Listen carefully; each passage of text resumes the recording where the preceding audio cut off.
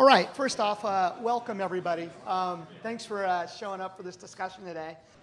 Our panelists will debate how much utilities really need to do to achieve mutual goals and how to balance the risk in implementing such plans. So that's the topic today. It's interesting because as I read this last night, again, I was thinking about it and I underlined it here. It says, requires customers to come along.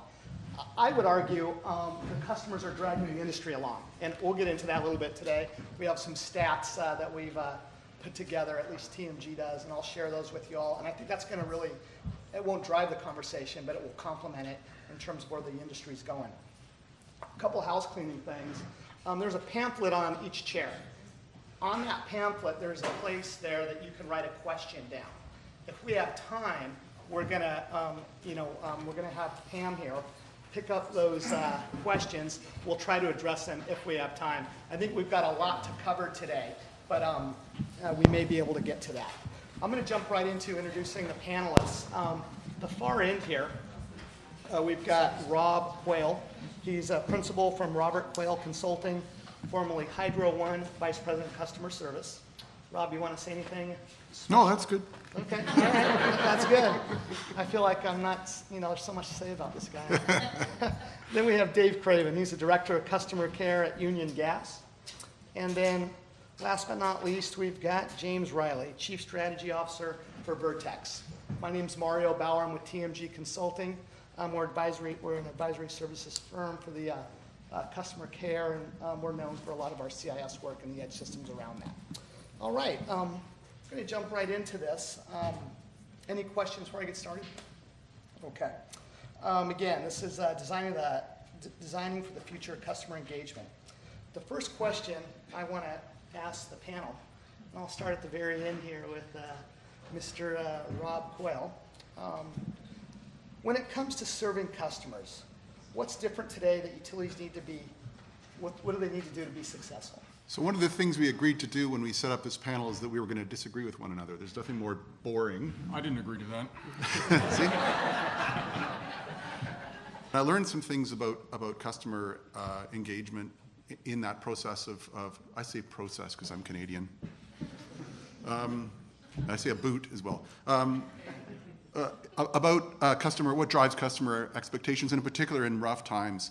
And fundamentally, I mean, the problem that's happened for many of us who are in jurisdictions where there's been large-scale restructuring of electricity industry is that customers have been forced to know more about electricity than they really wanted to. They have bills they don't understand.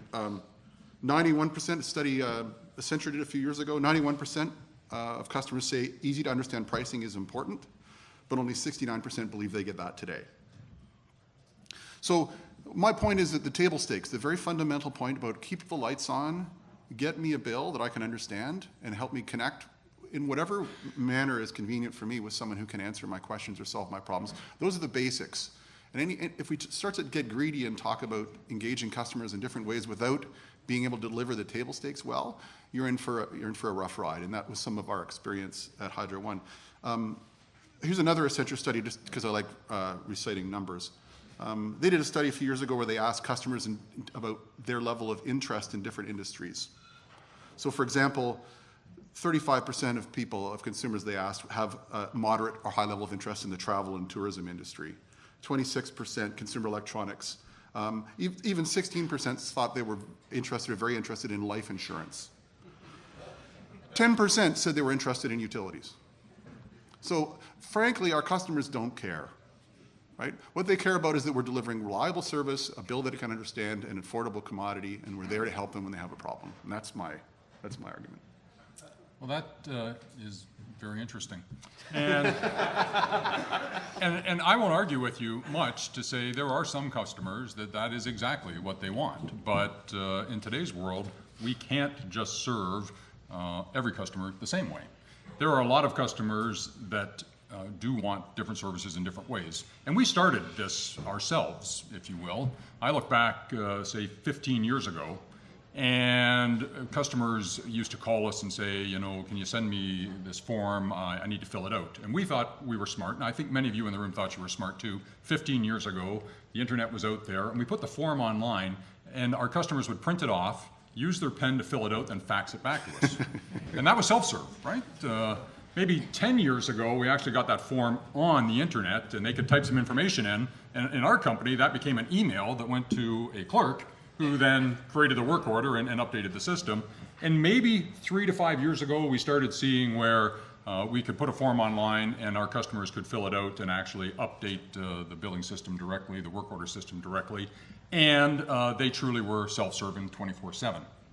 But it's grown past that. So from what we were trying to do to simplify ourselves and give them a bit of choice has gone farther. Our customers now not only want to create that work order, they want a text message a week before we're coming to change their meter, a text message the day before we're coming to change the meter, a text message the day we go to change the meter, and preferably a text message 15 minutes before so they can leave work and be home for us to do that work. And the thing is, you can get that in other places. So while some customers may be very happy to say, look, I can't remember the last time I called the gas company, the bill comes in, it's $84 every month, I'm on the automatic payment plan, it just happens. That is changing, and I think the internet is a big part of that. I also think we're going to see more and more around conversion, and maybe I'll talk about that, or not conversion, on conservation, and I'll talk maybe a little bit more about that further in, but there is a lot of change out there. Hey, James, you got any? Sure. Well, I think utility industry is uniquely difficult because you don't define a business model and then ask customers if they want to opt in. You have to serve everybody. You have to serve every segment of the market. And as you know, I think you may talk about later, Mario, newer customers have different expectations in the way they interact with utilities. But you've still got to serve the customers who want to walk into a payment center and actually physically hand over a payment. So what my esteemed colleagues, I think, were saying was customers expect reliability of service, reliability of billing, but they also want choice. They want choice in the extent to which they interact with the utilities. Some people clearly don't want to interact. Others do want to engage. They want to choose how they engage and when they engage with utilities. And to go back to the point Mario was making earlier, what we're seeing is most utilities' way of working is being influenced by the customer expectations, the changing demands, whether it's we want new services, we want new types of pricing, we want new ways to reach out and interact with you. And that's driving significant change, but change that most utilities are struggling to deal with and are ill prepared for. So lots of change. Yeah, and I'm going to just say a couple things, kind of complement some of what they've just mentioned. TMG, today and in the past 12 months, we've done business cases, application plans, I'd call them, to justify moving forward with a replacement of a major customer system.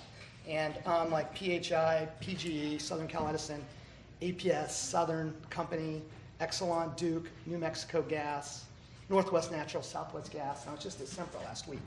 But as I was preparing for this discussion, when we go through a business case, what's driving replacements, or how do we meet our customers and serve them better? When we go through the business case, I was looking at some of the drivers there, and we're going to hit on all these. We kind of already did a little bit. First off, customer experience. How do we treat our customers going forward? Because it's changed in terms of expectation, and I have some stats on that. Mobile, customer self-service, absolutely critical in going forward. Digital utility, you've heard a little bit about that already at this conference. I thought it was excellent. Cloud solutions. How are we moving in that direction? If you would have asked me 18 months ago, 2 years ago about cloud solutions, I'd have said, yeah, it's coming, but it's probably about 5 years out. No, it's here. Everywhere I go, we got to address that now in the business case. And if the utility isn't there today, they are moving there, and they're moving there quickly. New products and services. How do we produce how do we deliver new products and services? Because I've always said, well, I was taught this by Greg Galuzzi, actually, if you can't bill for it, you don't have a product. And these older solutions, it takes a while to put in new complex rates, test it, and so on. Newer solutions, you can get out to market quicker. Also, analytics. That's a major driver as well. And then connection to the grid, and to the customer in general. And so everything's tying together. And these are drivers for, how do we serve our customer, and justification for expenditure and how to do that. RIM is a division within TMG. We got Mark Hall here somewhere. That's a major researcher for the organization, one of the leaders of. He put together some research, and we're about to release it, but $6.2 billion is lost annually due to poor customer experiences. What do I mean by that? 49% of customers will switch providers if they feel unappreciated, okay? 42% of providers, and I bet everyone can relate to this one way or another, they take revenge out and post, write something about your utility, post it online where people can read that as well. So that's what's going on, so the expectations have changed. And so, I kind of mentioned earlier, requires customer to come along. No, customers are dragging us forward, and I'm not going to get into that now, but the Millennials will be the largest customer base by 2020, okay? And that's what's driving a lot of this. They don't want to call you. They want to handle everything with a mobile device. They want to see everything there. They want to be told. They want you to tell them, you should know me. Tell me what I need to know. Things like that. So that's what we're kind of covering here. And that's what we're dealing with as an industry. Next question, regulatory requirements and impact on the future. How about the regulatory regime? How is that impacting your business on a day-to-day basis? I'll start with you. Sure. So one thing that we are seeing across our clients is, major push, not surprisingly, for energy efficiency and conservation. And what's interesting about that is it's forcing most of our clients who've never really had to engage and influence customers, let alone sell to customers, to almost adopt a paradigm shift to one where they're trying to convince the customer to enroll in a program, to buy something, to fundamentally change the behavior. And of course, there are targets associated with those programs, and the goal of most utilities, rightly, is to hit those targets as easily as they can, spend the least amount of time, the least amount of effort, the least amount of cost to get the number of enrollments to meet the targets passed on by the regulators. And I think what we're seeing, and we'll come back, I think, later on and talk a little bit about analytics and big data, but what we're seeing is the increasing use of internal and external data, of which you have more than you've ever had before, to be able to build predictive models to understand that your customers, it goes back to you serve every segment, customers are different. So if you know that 20% of your customers likely contain 80% of your enrollments in a program, you can be that much more efficient in getting those enrollments. And then having hit that target, when the next target gets ratcheted up, you go for the next easiest group of customers. So what we're seeing is a change, moving to a more of a selling culture and influencing culture in terms of customer behavior, and the use of analytics to make that as easy and painless as possible to hit targets that are being mandated. Sure. For ourselves, talk about regulatory change. January 1st of this year, we implemented our cap and trade fee on our gas bill. Ontario has become part of the Western Climate Initiative with California and Quebec. Our government announced it this time last year, and initially I said, that's wonderful. I'll probably retire by the time the glacial speed of change happens in the province. And we were told, no, we will be participating Jan 1, 2017, and period, end of story. So we had to start figuring out how to implement this new fee into our billing system with very little information on who it would apply to, what the rate would be, even things like would the sales tax apply to it. That question was not answered until I think the middle of November. These things had to be accommodated. We sat down with our system provider and worked with them to define what we thought our needs were, but we didn't know exactly what our needs were. They put together a very flexible solution for us that I believe can just about handle any scenario that may come at us over the next several years. But the good news was they went away and bought that, and we could start focusing on our customers, focusing on communication with our customers, because the government wasn't waving banners and putting ads out saying your gas bills are going to go up 10% in January. And we were strong advocates for our customers, residential customers, and more importantly, the commercial industrial customers in the province of Ontario. We already have, I believe, some of the highest electricity prices in any state or province in continental North America, and we're now starting to see even more fees put on the gas bill. The good news was we were so successful with our advocating with our customers that it was practically a non-event. We implemented a 10% increase in rates January 1st. We also had an extremely warm winter. Oddly enough, it was 11.5% warmer than normal. So I don't believe anyone really saw the impact on their high winter bills of the cap and trade fee. I just got lucky for all intents and purposes, as much as I'd like to say, no, we did the best communication job in the world. it was implemented at an extremely fortunate time, I believe, for our government and for ourselves. It is going to come up and catch up with us next winter if we have a normal winter or something that's 10% colder than normal. That extra fee is really going to stick out. So from what was, it felt like a concept to implementation within 9 months for all intents and purposes, we have never seen that type of impact or change from our regulators in the past. And now conservation is going to become even more important as we see the rates increase. Question for you, in terms of speed of change and stuff like that, I believe you're on a modern CIS Tier 1 solution, am I correct? Yep. Okay. Going back, some of these older solutions, one of the drivers is regulatory expectations on utilities to make these changes. And, you know, we deal with this a lot at TMG in terms of we have to go report on capital utility in terms of how long a rate change or, you know, any product or service would take for an older application. And what we're finding is that's a driver in terms of replacing these older legacy applications. The speed of change is hitting the industry so quickly that they're forced to take a look at the engine they're operating on and say, we cannot make the changes in the time frames that the industry is changing in, which is requiring us to take a look at our tools, which one being the billing system and the edge systems around it. Would you say that you were fortunate to be on a Tier 1 modern solution to make these changes? And if you weren't, what would the impact have been if you were on an older legacy system? Yeah, we have had our current CIS system for probably over 10 years.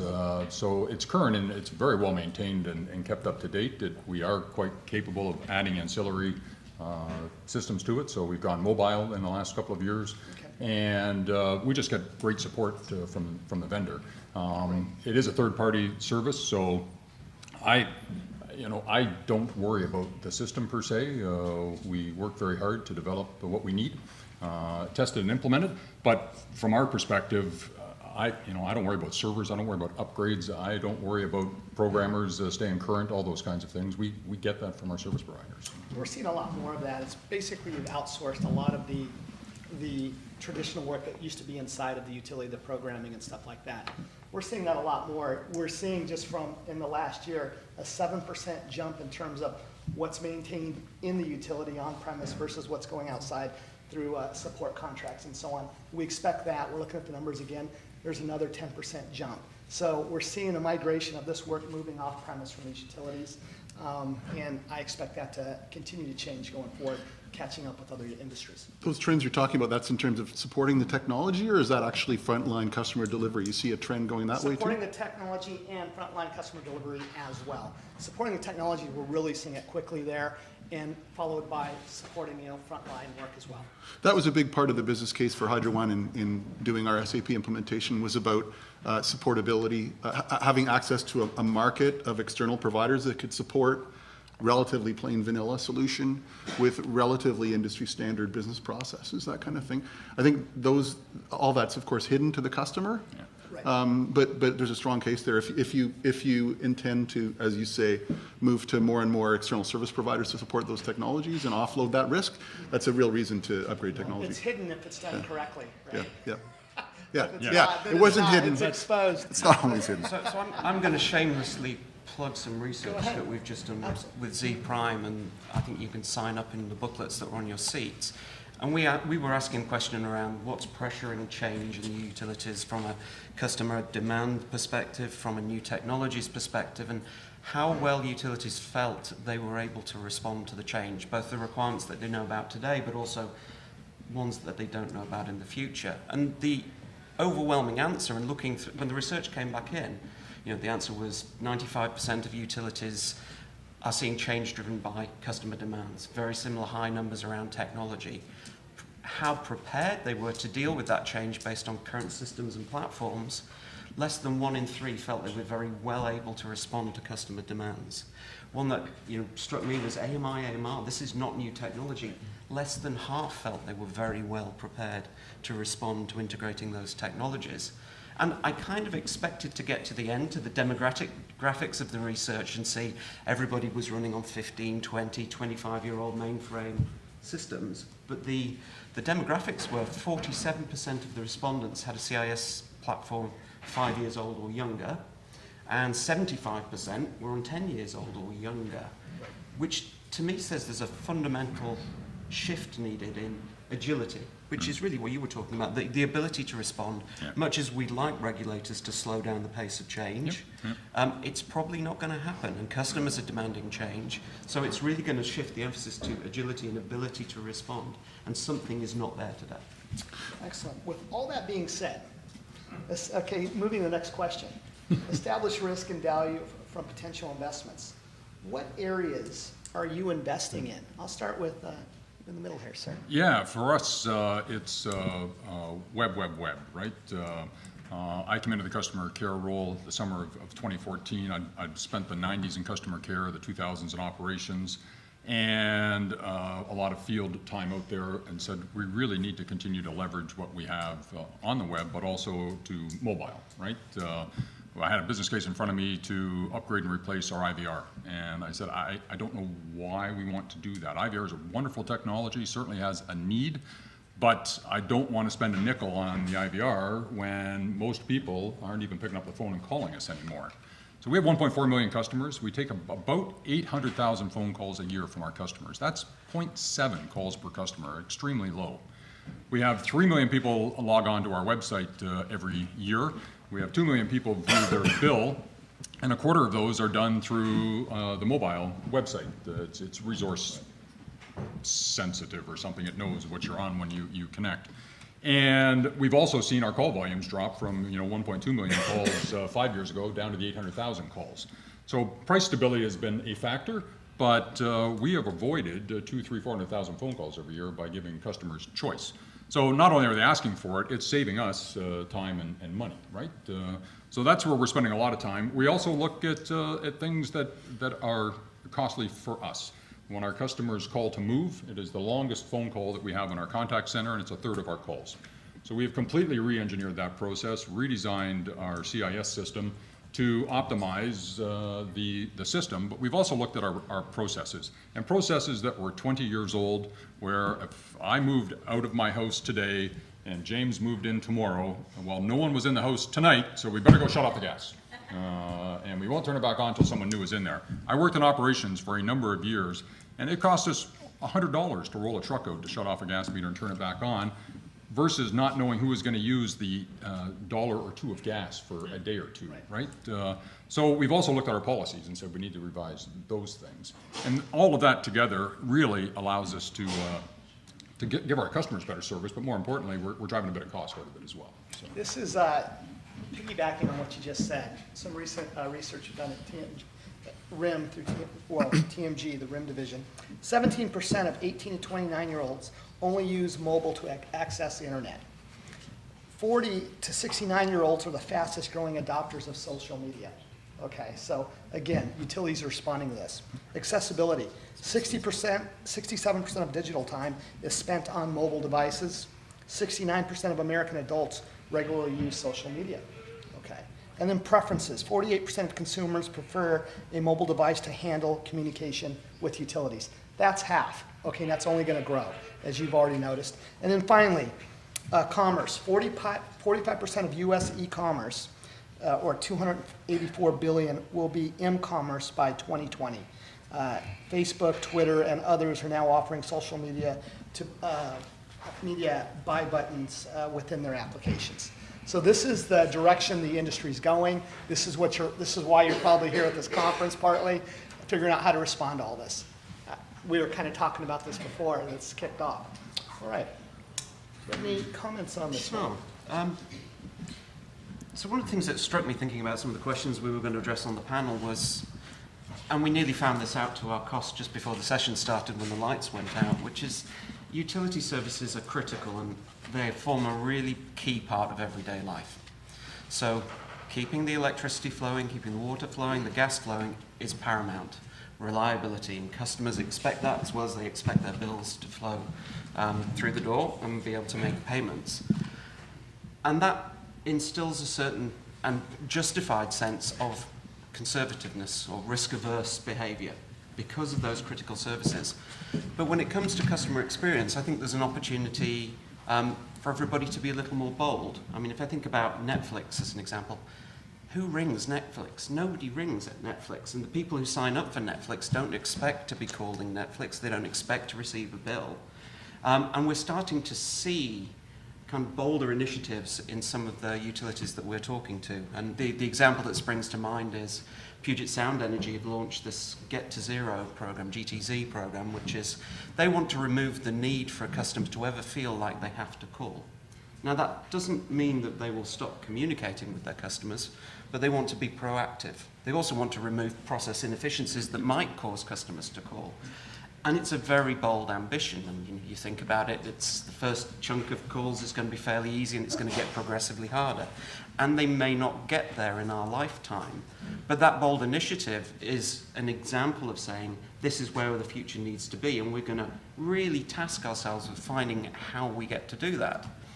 And the interesting part of the conversation that we were having with them was, if you really want to get rid of calls, you really need to understand when people are calling, what they're calling about, what causes them to call back several times.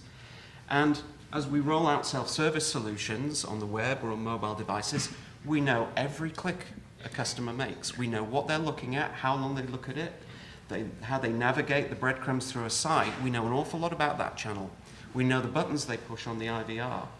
But we know very little about the channel that still has the most, probably the majority of interactions, and certainly the channel where the interactions are probably more complex. So what we're seeing is utilities investing in speech analytics technology to kind of understand better the oldest channel of interaction, and really a wrap code at the end of a call from an agent who is incented to get on the next call that's sitting in queue as quickly as possible doesn't provide that understanding. But if you can get that understanding, you can support programs like a Get to Zero program. You can also start to identify pain points, not just in phone calls, but guess what happens if you're a customer and you go onto the website, you try to do something but you can't. You call the call center, you mention the website and explain you weren't able to do something. So you can start to get a 360-degree view of channels with a technology like that. But ironically, if you can't understand the channel, you can't get it to zero.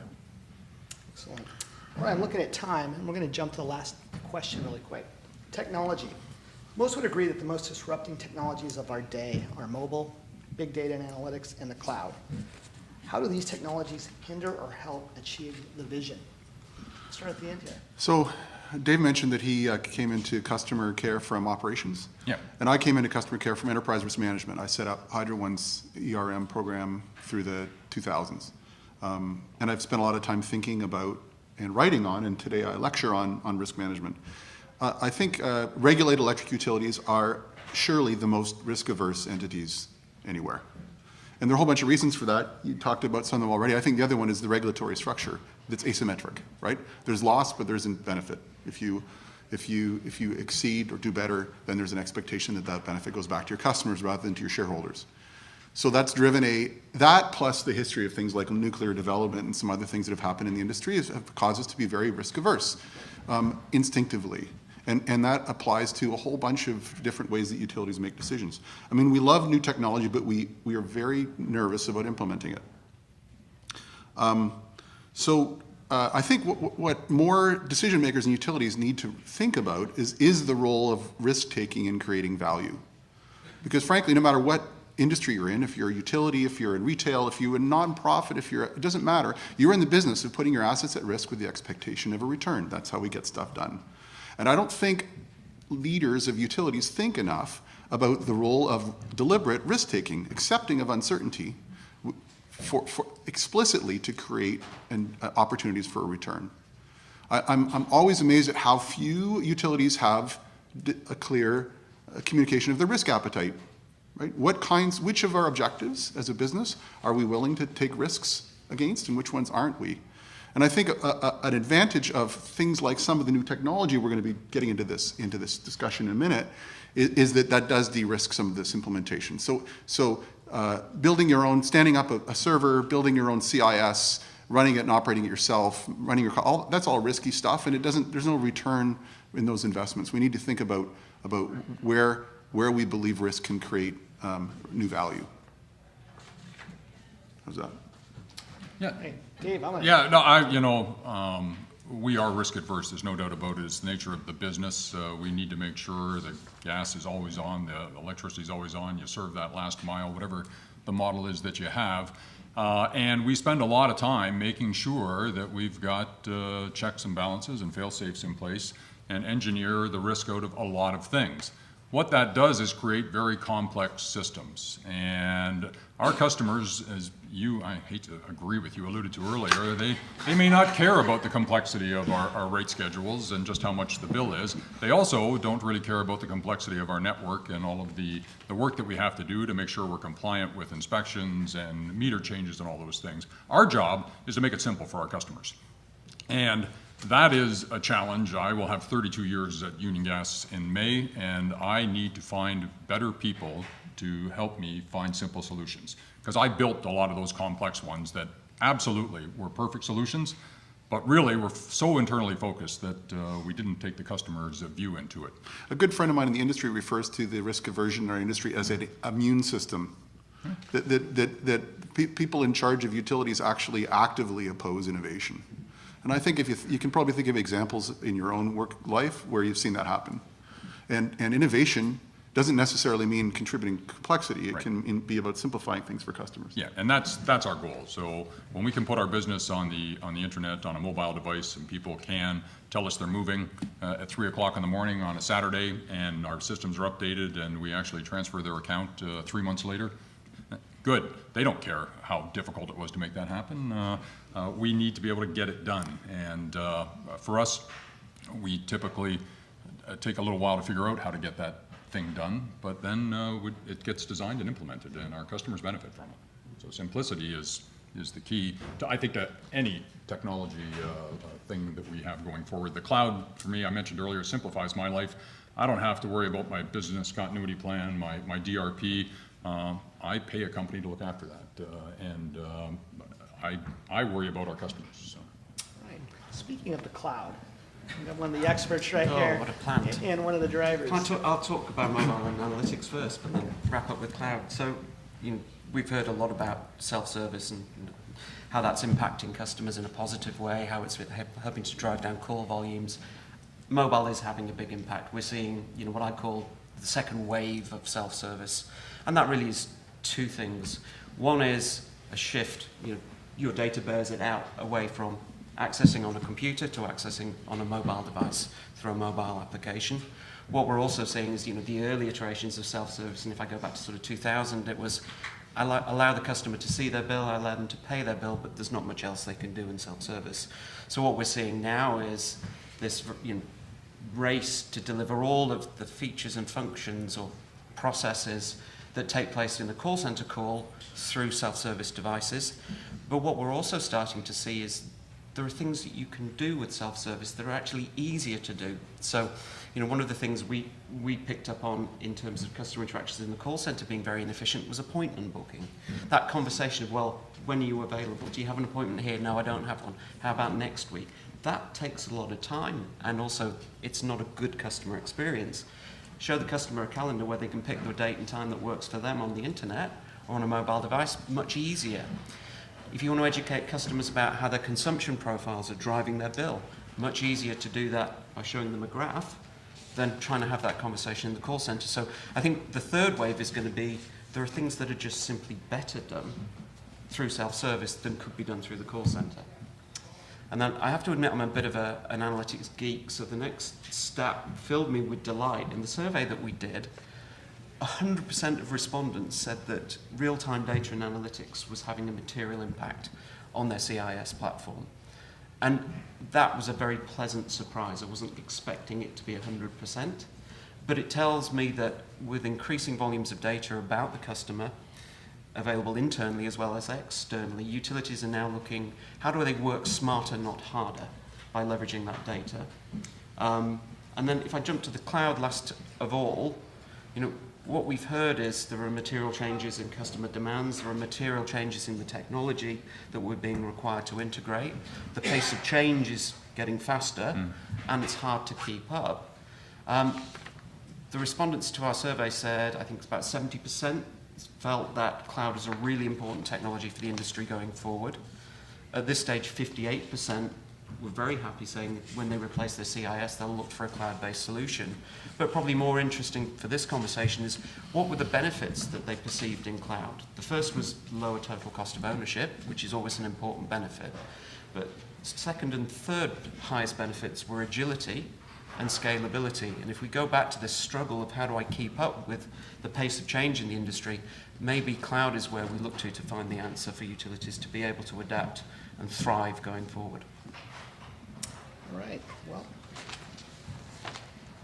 I'm going to defer to the group now. We could go into this even deeper here, but we've got like about 4 minutes. So questions. I've got one right here. Okay, I've been in the industry 24 years, Mike Gressman, Electricity Easy.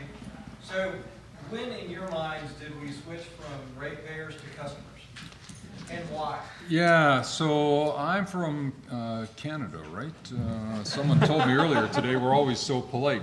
So from my perspective, we've always had customers. I started out as a programmer in IT in '85, but then left in '88 to look after our meter reading systems, and we went to our customers' houses and read their meters. And in our organization, we've always had customers. So some people forget that, but we actually do serve customers. I'm not sure when this change happened. You know, you probably noticed that benchmarking has changed in the industry in the last while. We used to benchmark our customer service against each other. You know, how does this utility compare with that utility? And then somebody realized that our customers don't actually compare us with other utilities, they compare us with other service providers. So I'm not sure when that shift happened, but that's about the time when we started to think, you know what, we probably need to, our customers are used to dealing with Google and Intercontinental Hotel and all these different other service providers. They don't really care how you compare with other utilities, they care how you compare with other service providers. So I'll kick it back to you. When was the first time you saw a sensible benchmarking exercise rather than utility by utility comparison? When competition Yeah. took hold in Texas. Right. I asked that question of the head of customer service of a large TDSP in Texas about 2 years ago, and she smiled at me and said, well, I would have to say customers, but the rest of my organization, meters. But I think it's changing, and I think it's changing rapidly.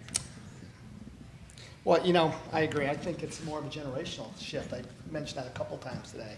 We were going through research, and we have these big surveys that go out beyond just utilities. Okay, we look at the all industries and so on.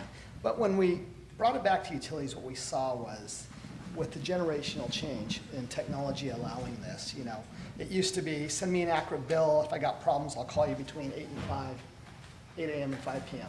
That's kind of gone out the door. Or if I don't call, I'll show up. We'll talk about it. You're seeing a lot of these offices shut down because nobody's really showing up anymore. They got other channels to get in there. The expectation now is I want multiple channels to contact you. I may call you at 9 o'clock at night, but when I call you, I'm going to be looking at my laptop at my consumption and everything and talking to you about that. So we're seeing that right now. So they got real-time data or really close to real-time data. Also, they want a customized, personalized experience.